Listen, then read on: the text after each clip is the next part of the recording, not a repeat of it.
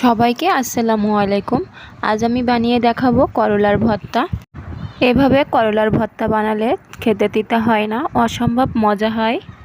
ছোট বড় সবার পছন্দের মতো করলা ভর্তা কিভাবে বানাই চলুন দেখে নিই। প্রথমে কড়াইতে 2 টেবিল চামচ তেল দিয়ে দিব। তারপর 2টা করলা মাঝখানতে চিড়ে আমি দিয়ে দিয়েছি, আর 2টা পেঁয়াজ আর 1টা রসুন দিয়ে দিব। তারপর ঢাকা দিয়ে 3 থেকে 4 মিনিটের মতো সেদ্ধ করে নিব। তারপর উল্টে পাল্টে গোল্ডেন কালার করে পেঁয়াজ রসুনগুলো ভেজে নিব।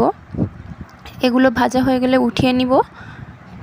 উঠিয়ে নেওয়া হয়ে গেলে করলাটা আর একটু সুন্দর করে ভেজে সেটাও একটু পর উঠিয়ে নিব।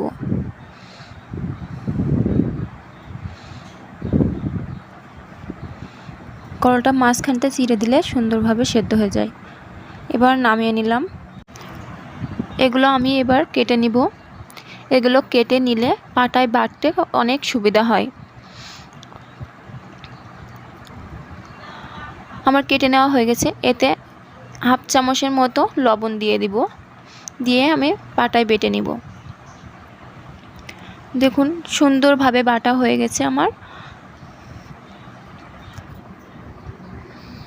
এইভাবে করলাটা ভর্তা করলে ভীষণ মজা হয় খেতে।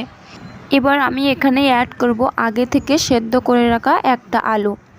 এই আলুটা দিয়ে করলাটা ভর্তা করলে তিতা একটু কম হয় আর খেতেও অনেক মজা হয়।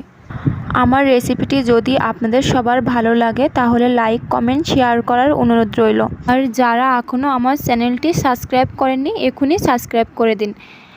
আর এখানে কিছুটা ধনেপাতা অ্যাড করব।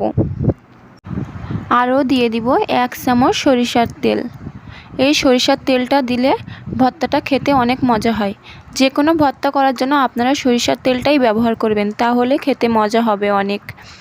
আমার একদমই কমপ্লিট হয়ে গেছে এই করলা ভর্তার রেসিপি। আজ এই পর্যন্তই। সবাই ভালো থাকবেন। আবারও দেখা হবে।